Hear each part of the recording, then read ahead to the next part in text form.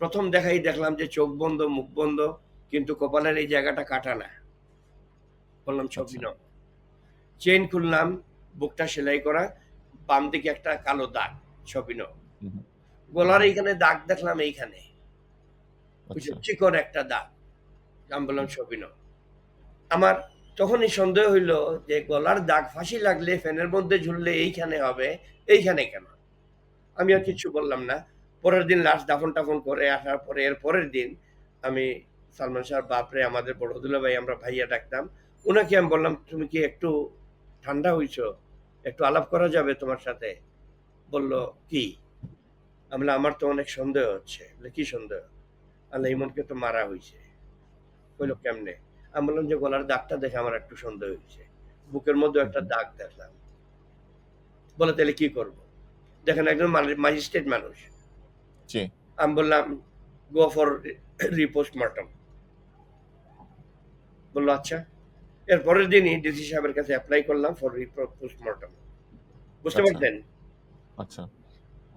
পোস্টমর্টমের সময় আগের দিন যিনি ফরেনসিক বিভাগের হেড এইখানে সিলেটে, হুম, হুম। ঠিক ১০ দিন পরে যে ৮ দিন না ১০ দিন পরে যখন গভর্নমেন্ট অর্ডার দিল যে লাশটা আবার তুলে আমরা রিপোস্টমর্টম করানোর জন্য।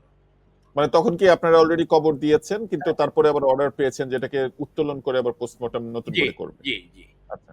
ওইদিন সময়মতো ম্যাজিস্ট্রেট সাহেব আসলেন, পুলিশ আসলেন, অনেক লোক আসলো এবং করা লাগে। কবরের হুম, হুম, উপরটা উঠানোর পরে ডেড বডিটা ভিতরে ঠিক আছে কিনা একজন পরিবারের সদস্য শনাক্ত করতে হয়। আমি হুম, হুম, নিজেই শনাক্ত করলাম, কেউ যায় না ভয়ে। আমি নিজেই শনাক্ত করলাম যে হ্যাঁ, এটাই ইমনের লাশ। তোলা জি। হলো, নেওয়া হলো, পোস্টমর্টম হলো। পোস্টমর্টমের আগের দিন রাত্রে যিনি ফরেনসিক বিভাগের হেড ছিলেন ডক্টর নার্গিস বাহার।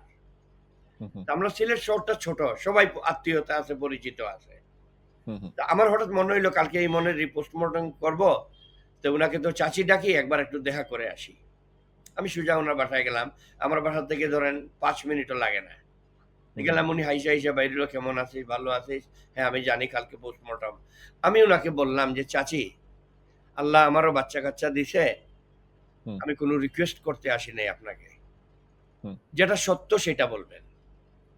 হত্যা না আত্মহত্যা খালি এইটা বলবেন। আমি চাই না মিথ্যা মামলায় মানুষকে জড়াইতে। বুঝাইতে পারছি?" জি। উনি বলল, "আচ্ছা ঠিক আছে যা।" পরের দিন পোস্টমর্টম করার পরে উনার সাথে যখন আমার দেখা হইল, উনি আমাকে বললেন একটা কথা যে, "যাও, তোমরা যেটা মনে করছো ওইটাই।" বললাম, "আলহামদুলিল্লাহ।" এই বাসায় আসার পরে আ আপনার ১ দিন না ২ দিন পরে ডাক পড়ল ঢাকার থেকে। যে, হুম, হুম, "ঢাকায় আসেন, সালমান শাহর ঘর আমরা খুলবো, ইনভেস্টিগেশন করব। ডিবি, এনএসআই এরা।" হুম, হুম। শুনতে পাচ্ছেন? জি, আমি শুনতে পাচ্ছি। জি, একটা একটা জিনিস আমাকে ক্লিয়ার করেন। যিনি আপনাকে কনফার্ম করলেন যে তোমরা যেটা মনে করেছো সেটাই। উনি কি নিজে পোস্টমর্টম এর সময় উনার ভূমিকা কি ছিল? উনি হেড। আচ্ছা, উনি করেছেন উনি পোস্টমর্টম করেছেন, বা উনি উনি মারা উনি উনি ইন্তেকালও করেছেন এবং উনার সাথে যিনি আরেকজন ছিলেন ডক্টর মইনুল ইসলাম, উনিও জি, ইন্তেকাল করেছেন। এখন সম্ভবত একজন বেঁচে আছেন। একজন হলো সে আমার বাল্যবন্ধু। সে তখন জি, ইন্টার্ন ছিল। বুঝছেন? পুরা ডাক্তার জি, না, ইন্টার্ন। জি। তার নাম ডক্টর আদিল। আমি দেখি কালকে তাকে খুঁজে বের করব। আদিল ছিল তখন। তো ওই যিনি ওই ডক্টর যিনি পোস্টমর্টম করেছেন এবং আপনাকে ভার্বালি কনফার্ম করেছেন যে তোমরা যেটা মনে করেছো সেটাই। মানে আপনারা সাসপেক্ট করছিলেন যে এটা আত্মহত্যা।